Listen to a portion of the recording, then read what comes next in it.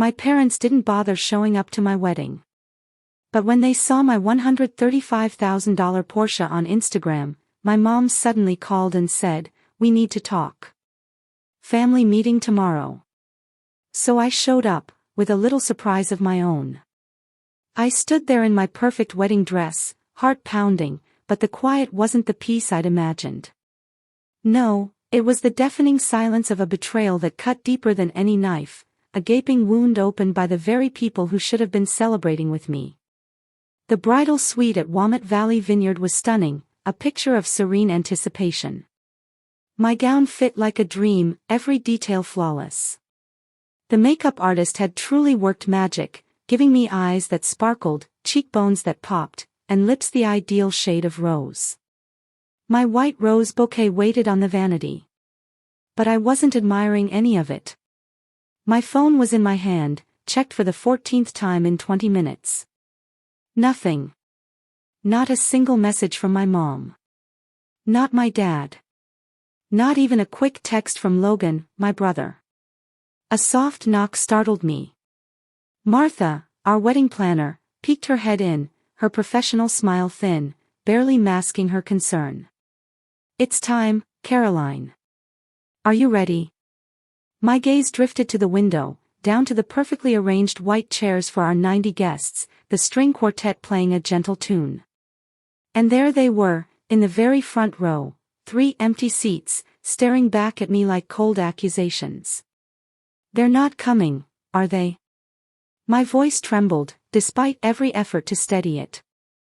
Martha's smile faltered completely. "There's still time," she said, but we both knew it was a lie. A heavy, crushing lie. I took a deep, shaky breath and smoothed the silk of my gown. "Let's go." The garden doors swung open, and 90 heads turned. They watched me walk alone down the aisle. I could feel their sympathetic gazes, little pats of pity that made my skin crawl. Some whispered behind cupped hands. Others offered weak, encouraging smiles that only made the hollow ache in my chest expand. My focus narrowed to Ethan, standing at the altar, his eyes locked on mine. The love radiating from him was a tangible warmth, almost enough to push away the memory of my mother's voice just 3 days ago. "We'll try, sweetie. Logan's firm has an event that weekend." Her dismissive tone had cut through the phone line like she was declining a casual lunch, not her only daughter's wedding. "I can pay for the flights," I'd offered, desperation clawing at my throat. "The hotel. Anything, please, Mom." In the background, Dad's voice had drifted through, "Tell her we're busy now." Placing one foot in front of the other, I forced myself to breathe. In, out. One step, another step. I would not cry. I would not give them the satisfaction, even in their glaring absence. When I reached Ethan, he took my hands. His fingers were warm, solid, real. "I'm here," he whispered, so low only I could hear. "We're enough." For a fleeting moment, I was 8 years old again, standing in our living room while Mom and Dad fussed over Logan's debate trophy. They positioned it carefully, admired it from different angles, took photos to send to relatives. My art contest certificate sat forgotten in a kitchen drawer. I'd shown it to them earlier that day, bursting with pride, explaining how my teacher said I had exceptional talent. Mom had glanced at it, said, "That's nice, honey," then turned back to dinner. Later, Dad had ruffled my hair absently. "Logan needs more support. He's going places." He explained why they went to all his events but missed my art showcase. "You understand, don't you, Caroline?" Caroline, you see, was never enough. "Why can't you be more like your brother?" Mom would snap, never missing an opportunity. "He focuses on what matters." I tried harder after that. Academic awards, college scholarships, business success, each achievement a desperate attempt to turn their heads in my direction. Each one noted with distracted acknowledgement, if acknowledged at all. The ceremony unfolded around me. I said my vows, my voice growing stronger with each promise. I choose a future based on seeing each other clearly, I told Ethan, the words carrying more weight than anyone, but he understood. When the officiant pronounced us husband and wife, Ethan's mother enveloped me in a warm embrace. "You're one of us now, dear," she whispered, and something tight in my chest loosened, just a fraction. The photographer captured us on the dance floor, Ethan twirling me under the string lights. His cousins joined us, forming a circle of laughter and music. For moments at a time, I forgot about the family-shaped hole in my celebration. I forgot about the phone I'd checked too many times. I forgot about the explanations I'd given to curious guests. At the reception, Sarah, my college roommate, raised her glass. "To finding the family who deserves you," she said, her eyes holding mine with fierce loyalty.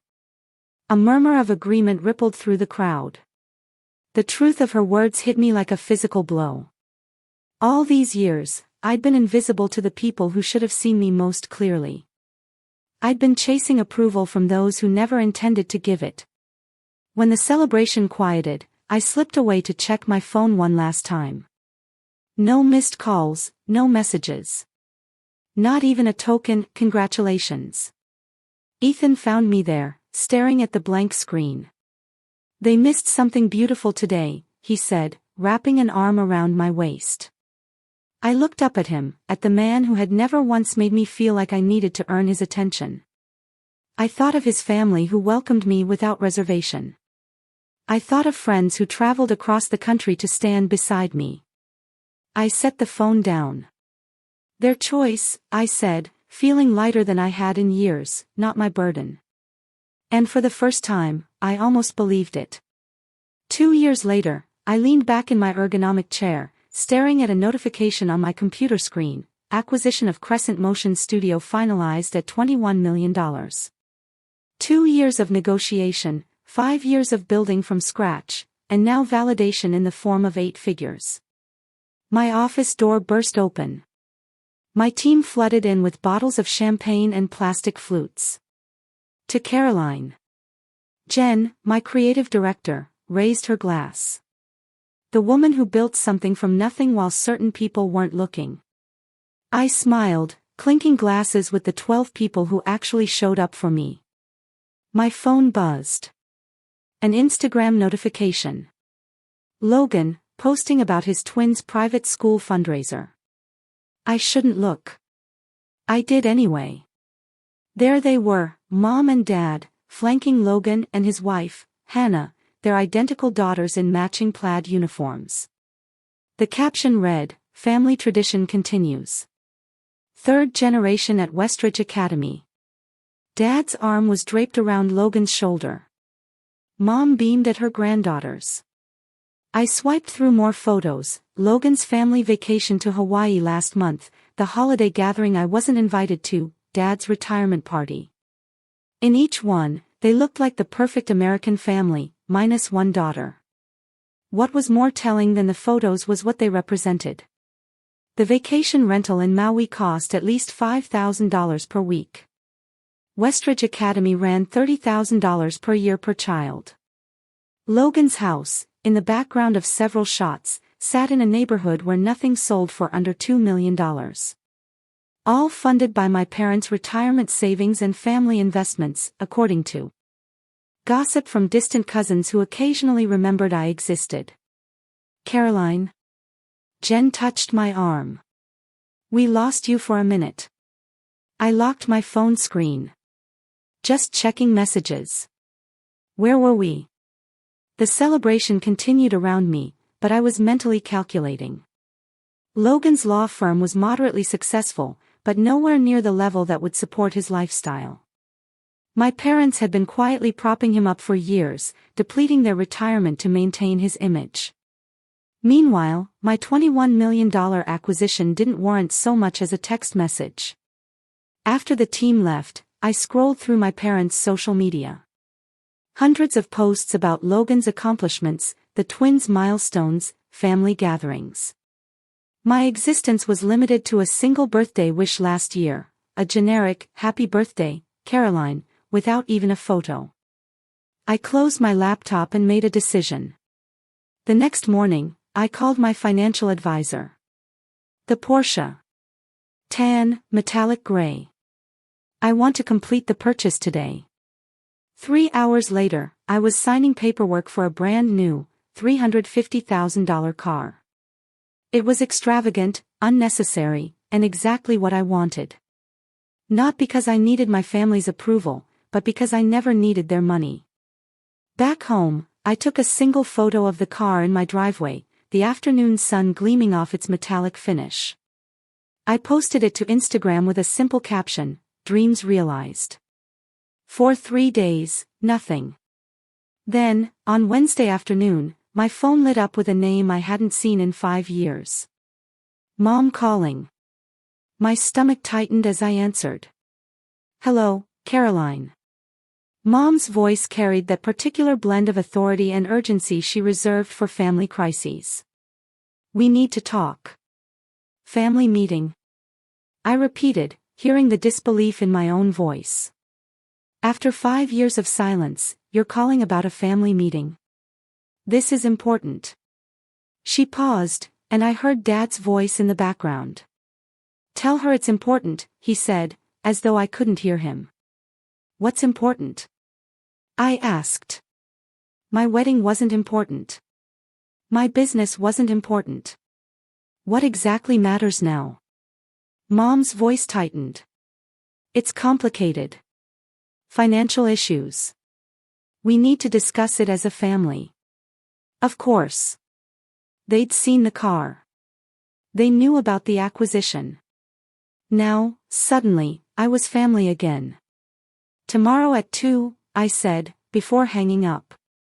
The next morning, I slid into my new Porsche, the leather seat cool against my back. The drive to my childhood home took 40 minutes, time enough to remember birthdays celebrated without me, achievements unacknowledged, holidays spent alone while they gathered without me. I parked in the circular driveway, my metallic gray Porsche looking starkly modern against their traditional colonial. For a moment, I sat there, hands gripping the steering wheel. The last time I stood on that porch was 6 years ago, when I'd announced my engagement to Ethan. Mom had nodded politely, while Dad checked his watch repeatedly, clearly waiting for me to leave. They've never needed me before. Why now? My phone buzzed with a text from Ethan, "Remember who you are. Call me if you need extraction." I smiled despite myself. Another notification appeared, an email from Naomi Blake, the investor who believed in crescent motion when no one else would. "Your worth isn't measured by those who couldn't see it." A final alert, my assistant confirming tomorrow's meetings. "Don't let them take too much time. You have the production review at 4. Come on." I took a deep breath, remembering my therapist's words from last week's session, "Boundaries aren't punishments, they're protection." I straightened my shoulders and stepped out of the car. Before I could knock, the front door swung open. Mom and Dad stood there, their expressions shifting from annoyance to shock as they took in the Porsche behind me. "You've done well for yourself," Dad said. Not, "Hello." Not, "I've missed you." Just an assessment of my financial worth. "Yes," I replied simply. No hugs, no warmth. They led me to the dining room table where Logan and Hannah already sat, their faces a study in calculated concern. "Caroline." Logan nodded as though we'd spoken last week, instead of 5 years ago. "Let's get straight to business," Dad said, pulling out financial folders. I remained standing, my purse strapped tight in my grip, the only outward sign of the turmoil beneath my calm exterior. "No." My voice was firm. "First, I'd like to know why I'm suddenly important enough to include in family discussions after being excluded from everything else for years." Mom and Dad exchanged glances. Logan shifted uncomfortably. "We can discuss that later," Mom said, her voice slipping into the dismissive tone I knew too well. "We have more pressing matters now." "I'm not in a rush," I replied, still standing. "And I'm not interested in being convenient family only when you need something." For the first time in my adult life, I saw uncertainty flicker across my father's face. In this moment, I understood, they needed me now. And for once, I had the power to decide what happened next. The dining room of my childhood home felt smaller than I remembered. Richard sat at the head of the table, hands folded like he was presiding over a board meeting rather than a family crisis. Elaine perched beside him, her posture perfect despite the worry lines creasing her forehead. Across from me, Logan slumped in his chair, his designer shirt wrinkled at the cuffs. Hannah sat beside him, a leather photo album open on her lap. "It's foreclosure, Caroline." Richard's voice was firm, but carried an unfamiliar tremor. "Logan's mortgage is 3 months behind. The twins' private school tuition is unpaid for the semester." I said nothing, letting the silence stretch. 2 years of no contact, and this is what brings us together. "You need to help your brother." Richard slid a document across the polished oak table, loan paperwork, already filled out. The presumption stole my breath. "Think about your niece and nephew." Elaine's voice caught, a practiced hitch that once would have sent me scrambling to please her. "They're just children.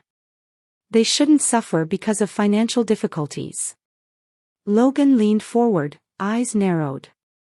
"We're family. That's what family does.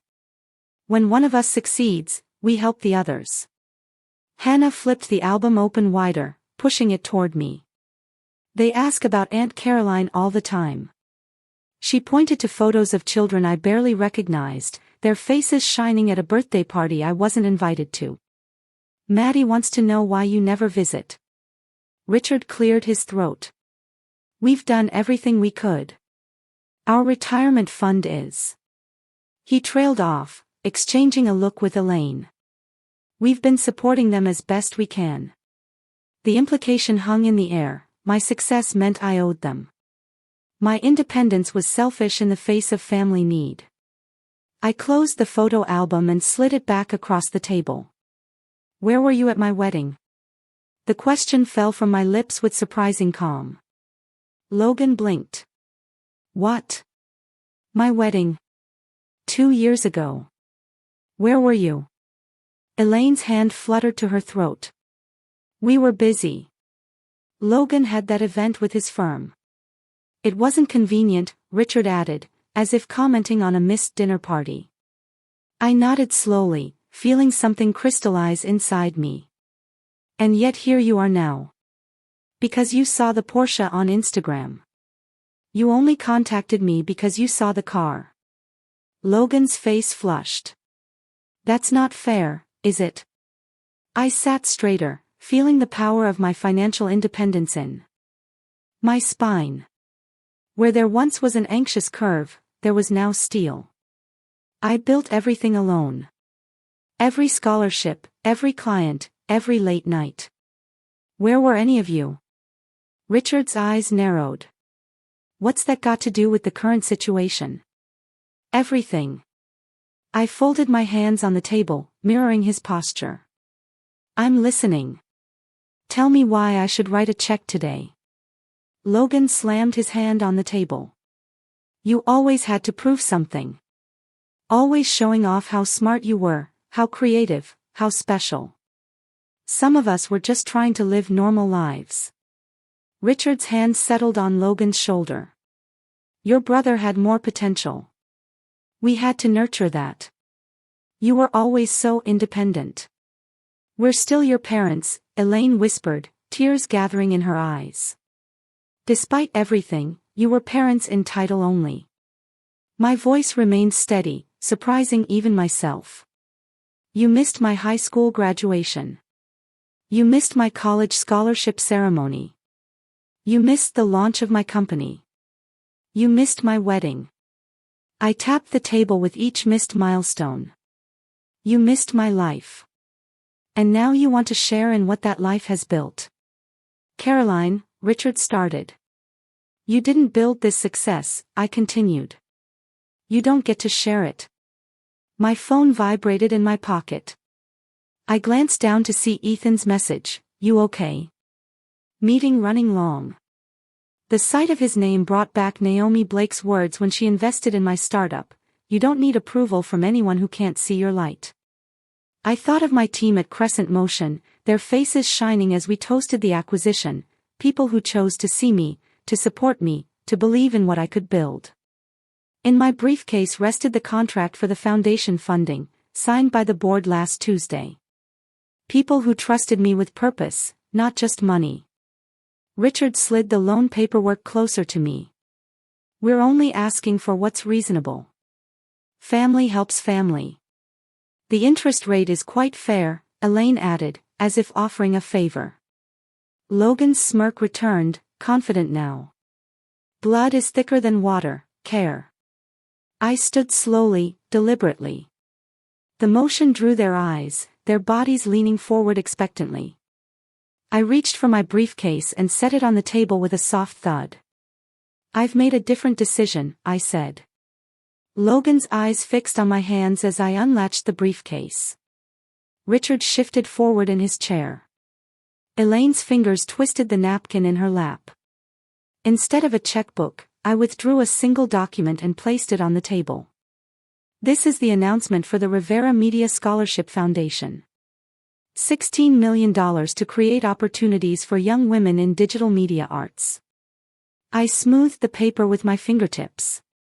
"The press release goes out tomorrow morning." $16 million. Logan choked out the number. "Named after Ms. Rivera, my high school media arts teacher, the woman who attended my gallery showings when my family was too busy. The money is legally protected in a foundation trust. The board approved the allocation last week." Silence fell like concrete across the table. "I'm helping girls who never got the applause I didn't get," I said, gathering my belongings. "That's what family means to me." Logan's face contorted, veins standing out on his forehead. "You're wasting it on strangers. On nobodies. Girls who deserve better than what I got," I snapped, closing my briefcase. "Girls who need someone to see them, to invest in them." My parents sat stunned, staring at the paper that represented millions they'd never touch. I picked up my phone, turning the screen toward them. A recording app displayed an active timer, 36:14 and counting. "I've also documented every manipulative message from today," I said quietly, "every threat, every demand, every guilt trip, just in case anyone gets creative with legal claims against the foundation." I walked toward the door, my footsteps echoing in the silence behind me. I heard Logan's chair scrape back violently. "You can't just leave." His voice cracked. "We need that money." I paused at the threshold, not turning back. "No, Logan. What you needed was to show up. At my graduation, at my company launch, at my wedding." I placed my hand on the doorknob. "But that opportunity has passed." The door closed behind me with a soft click that sounded like freedom. The Porsche purred beneath me as I drove away from my childhood home. My knuckles no longer white on the steering wheel. The further I got, the steadier my hands became. I pressed the call button on my dashboard. "It's done," I told Ethan when he answered. "They showed exactly who they are." "How bad was it?" His voice filled the car, concern wrapped around each word. "Exactly what we expected." I took a deep breath, feeling lighter than I had in hours. Logan lost his mind when I showed him the foundation paperwork. Dad tried to salvage the situation, but Mom just kept crying about family obligation. "Are you okay?" A fair question. I glanced at myself in the rearview mirror, surprised to find no tears, no flush of embarrassment, only a clear-eyed woman looking back. "I'm better than okay." For the first time, I saw them clearly, without hoping for something different. "I'm proud of you," Ethan said. "Remember, Foundation Board meeting at 9 tomorrow morning. Everything's ready for the press announcement." The timing had been deliberate. Establish the foundation legally before any family confrontation. Schedule the announcement before they could regroup. No emotional pleas, just legal structures they couldn't penetrate. The Rivera Media Scholarship would be my legacy. Not a family drama. I'll be ready, I promised, ending the call. The first message came at 11:47 p.m. By midnight, my phone buzzed continuously with "family emergency" texts. I silenced it and placed it face down on my nightstand. The house was quiet, except for Ethan's steady breathing beside me. I didn't need to read their messages to know what they contained. Morning brought 6 voicemails from my mother. The progression was evident in her tone, from weepy pleas about family unity to sharp accusations of betrayal, culminating in threats about what people will think of a daughter abandoning her family in their time of need. "You've dealt with worse," I told myself as I applied mascara, the morning routine grounding me. My navy suit, the one I wore when signing the acquisition papers, hung ready on the closet door. Ethan handed me coffee in my favorite mug. "Logan's been calling business associates," he said, scrolling through his phone. "And your dad tried reaching my uncle." Predictable. I took a sip. The coffee was bitter but fortifying. They're moving faster than I expected, but not more cleverly. The foundation board meeting went smoothly. 12 accomplished women from media and finance, all personally vetted, all committed to supporting young female artists. The press release was approved unanimously. Launch details finalized. The first scholarship recipient would be selected in 6 months. I was reviewing an event venue proposal when Janine from reception called. "Miss Rivers, your family is here. They're causing quite a scene." Through the glass walls of my office, I could see security already moving toward the lobby. I straightened papers that didn't need straightening. "Have security escort them out, please." Calmly and professionally. I watched through the windows as my mother's voice rose over the general office hum. "My daughter is abandoning her family." Her hands gestured wildly, her pearl earrings swinging with the motion. Logan stood beside her, arms crossed, face flushed with the particular shade of red it used to turn when he was denied something as a child. My team watched me for cues. I stood, smoothed my skirt, and walked to my office door. "It's being handled," I told them with a calm I'd practiced for this moment. "Let's continue with our work." Security escorted my family toward the elevators. Logan's voice carried back, "This isn't over. We have family obligations you can't just ignore." That evening, I drafted a single email to all 3 of them. "I have documented your harassment at my workplace. Any further attempts to contact me at my office will result in a formal complaint. All communication regarding family matters must be directed through my attorney, whose contact information is attached. Caroline." "Direct and clear," said Patricia, my therapist, 2 days later. We sat in her sunlit office, the faint smell of jasmine tea between us. "How did it feel, sending that?" "Not satisfying, exactly." I traced the pattern on the armchair. "More like setting a boundary," she offered. "Yes." I looked up at her. "They're showing who they've always been, aren't they?" "People tend to reveal themselves under pressure," Patricia said. "What you're seeing now isn't new behavior. Just intensified." The realization washed over me, simple but profound. I wanted their love, but they wanted my resources. That's an important distinction. All those years, my voice trailed off as connections formed. The childhood neglect, the absent parents, the way they appeared only when I had something to offer. It wasn't my job to earn their love. It was their job to give it freely.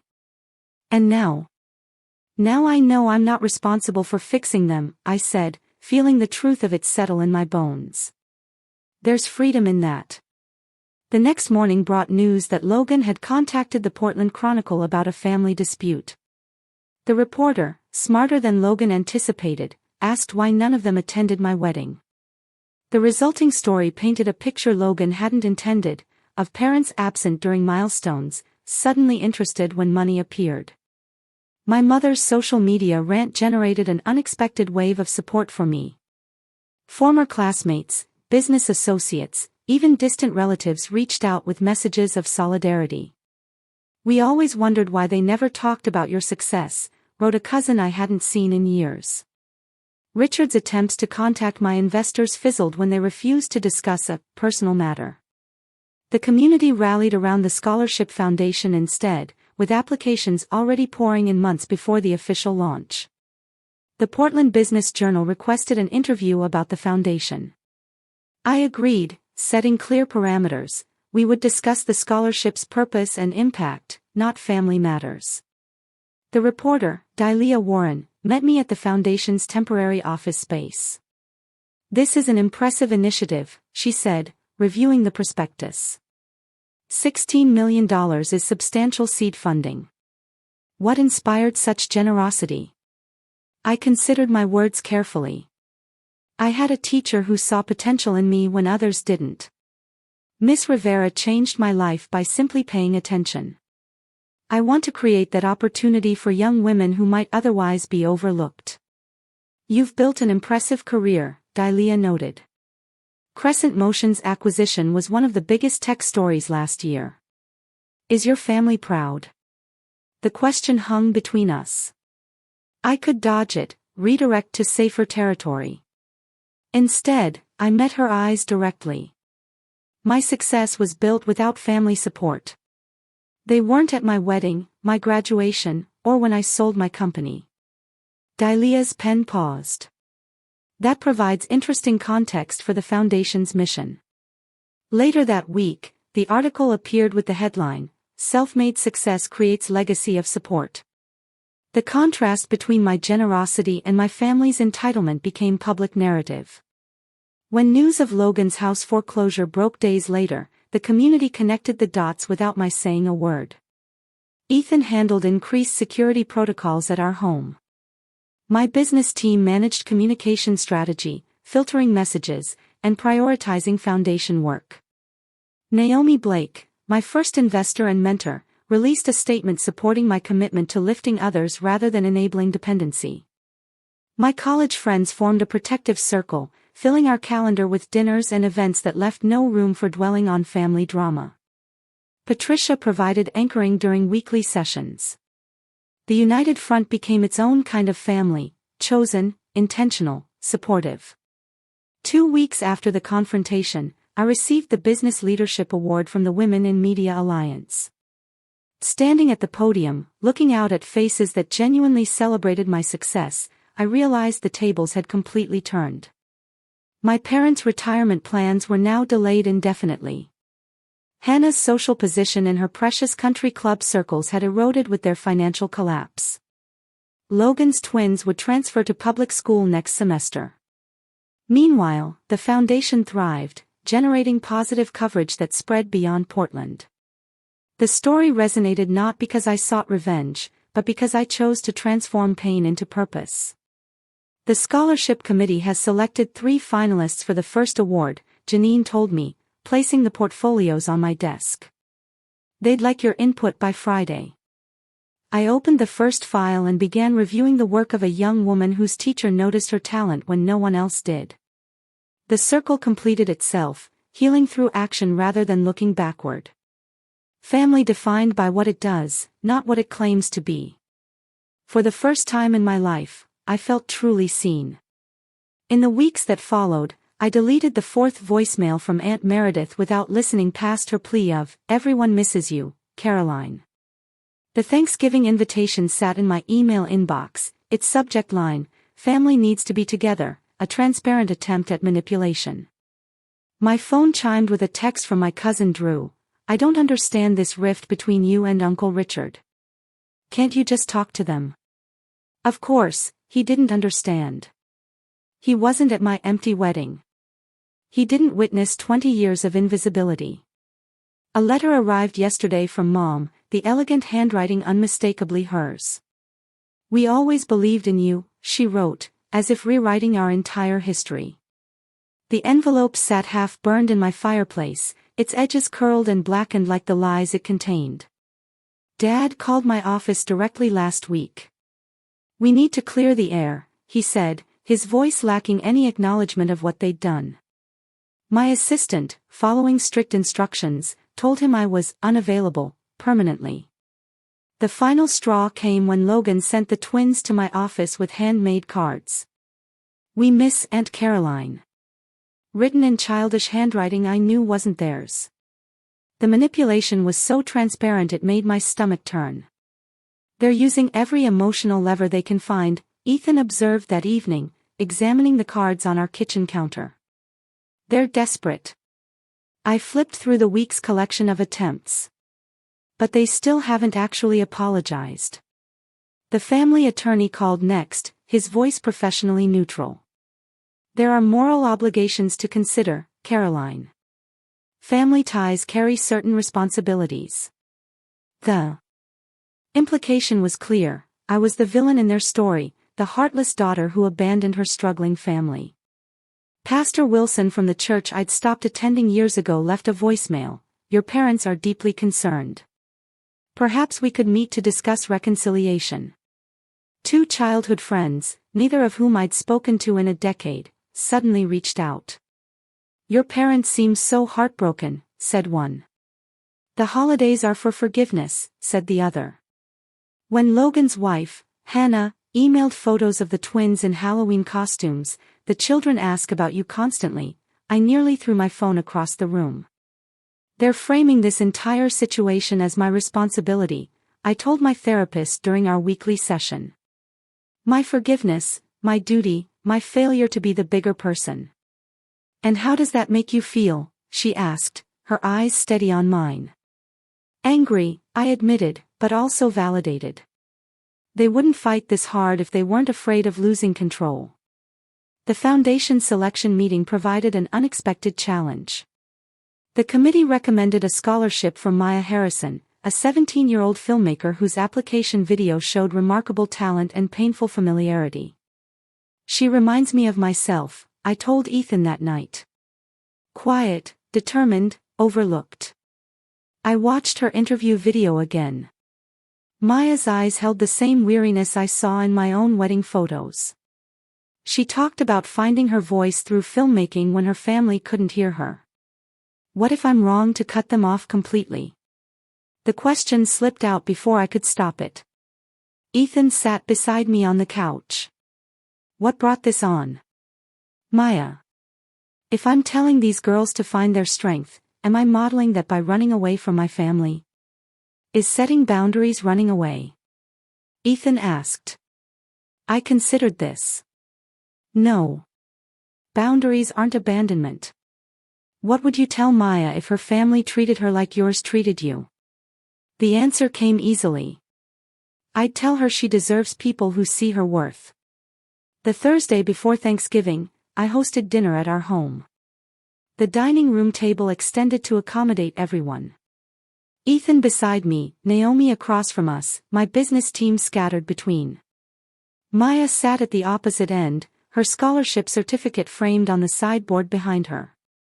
Our home glowed with a warmth my parents' house never had.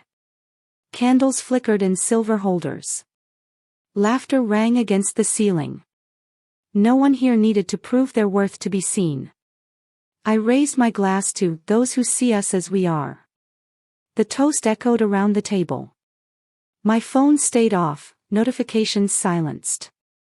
The meal unfolded in perfect rhythm, conversations flowing without the undercurrent of judgment I grew up with. Over dessert, I announced the Foundation's new mentorship program.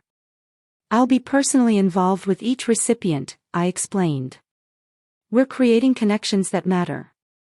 Maya's eyes widened. You'll be mentoring us yourself? Every step of the way. I smiled at her. This foundation isn't just about money. It's about building something meaningful together. Naomi nodded approvingly. You've created structures that can't be interfered with. The foundation's independence is legally secured, I confirmed. Its success will be measured by impact, not approval. Later, as we cleared plates, Ethan turned on the local news. Right on schedule, the feature about the foundation aired, strategically timed to coincide with my family's traditional dinner hour. On screen, I spoke with a confidence I'd earned. We build family through action, not obligation. The report transitioned to financial analysis, contrasting the foundation's transparent governance with examples of mismanagement, including a not-so-subtle reference to Logan's business failures.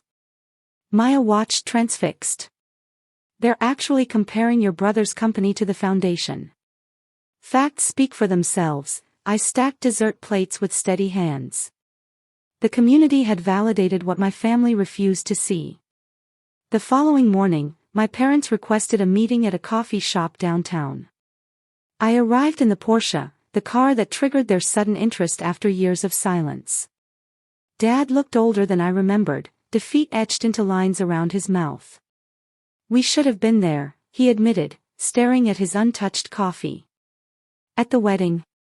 I asked, though I knew that wasn't all he meant. Everywhere. His voice cracked. All those years. Mom's eyes shimmered with tears. How can we fix this? The question hung between us. 3 months ago, I might have grabbed at this opening, desperate for any acknowledgement. Now I felt only calm clarity. Some things can't be fixed, I told them. Only accepted. Mom flinched. I'm not closing the door forever, I continued. But I need accountability, not convenience. I'll consider limited contact after you both start therapy. That's unnecessary, Dad began, the old dismissiveness rising. It's non-negotiable. I sipped my tea, the warmth spreading through my chest like certainty. They exchanged glances, the silent communication of people who never expected consequences for their choices. Logan's financial collapse had stripped away their illusions of his superiority. My success existed beyond their reach. The foundation thrived, independent of their approval. When they left, no agreements had been made. No concessions offered. I watched them walk to their car, a sensible sedan now, the luxury vehicles long gone. I drove away without looking back. Freedom replacing obligation in every beat of my heart. The foundation awaited. Maya's project needed review. My chosen family expected me for dinner. For the first time, I was moving towards something instead of away from someone, and that made all the difference. I stood in the sunlit studio of the Crescent Foundation, watching Maya adjust her camera settings. The morning light filtered through the tall windows, casting golden patterns across the polished hardwood floor. It had been a year since I faced my family for the last time. What do you think about this angle? Maya looked up, her eyes bright with the same creative fire Miss Rivera once saw in mine. Try moving it slightly to the left. Catch how the light falls across the subject. My voice carried the confidence of a mentor now, not the desperate plea of a daughter seeking approval. On the wall behind Maya, photos documented our scholarship recipients' projects, stories they never could have told without the foundation's support. Each frame represented a voice that might have been silenced, just as mine nearly was. My office here replaced the childhood bedroom where I once dreamed of being seen. Every element, from the ergonomic chair to the awards displayed without apology on floating shelves, I chose deliberately. Nothing inherited, nothing tainted by obligation or guilt. I've finished the final cut of my documentary, Maya said, straightening up. Would you watch it with me? We moved to the editing bay where her project played on the high-definition monitor. The documentary followed 3 generations of women in a rural Oregon family, their struggles and resiliencies beautifully captured through Maya's lens. Watching her work, I felt a swell of pride entirely different from anything I'd known before. This wasn't about me. It was about what she'd created, what she'd continue to create. When the final credits rolled, Maya turned to me, tears brightening her eyes. You're the reason I believe I can do this, she said, wrapping her arms around me in a spontaneous hug. I thought of Miss Rivera. How she recognized something in me when my own parents couldn't be bothered. How her belief sustained me through years of family indifference. Now the cycle continued, not of neglect, but of genuine support. Later that week, I stood at the podium of the Portland Arts Center, accepting a Community Leadership Award. The audience applauded, a sea of faces turned toward me with appreciation, not pity. Ethan sat in the front row, beaming with unrestrained pride. There were no empty seats causing me pain tonight. No phantom family members I wished were here. Every person in this room saw me, truly saw me, for who I am. Thank you, I began, my voice steady. This journey began in invisibility and has led to impact. For years, I measured my worth by the approval I couldn't earn from people who refused to give it. I paused, let my gaze sweep across the room. Now I measure it by what we build together. The standing ovation washed over me like a cleansing wave. My therapist called it post-traumatic growth. The strange peace I found after accepting that some wounds never fully heal. I maintained careful boundaries with extended family. Holiday gatherings now centered around chosen family, celebrations filled with genuine joy rather than dread. Ethan and I had established our own traditions. Naomi's retirement party at the foundation last month brought together the circles of support that lifted me when blood ties failed. The emergency fund for students facing financial hardship, my latest project, ensured that talent wasn't crushed by circumstance. I understood now what these young women needed, because I'd lived without it, unconditional belief in their potential. Driving home through Portland in my Porsche, I passed the coffee shop where I once edited videos on a borrowed laptop. Through the window, I caught a glimpse of my parents walking on the sidewalk. Our eyes met briefly. I didn't stop. There was no pain in this moment. Only peaceful acknowledgement. They taught me what love isn't. Ethan and my work taught me what it is. Tomorrow, Maya would set up for her next project. I'd be there, camera in hand, showing her techniques I'd mastered over years of making myself visible. Family isn't who raises you. It's who lifts you.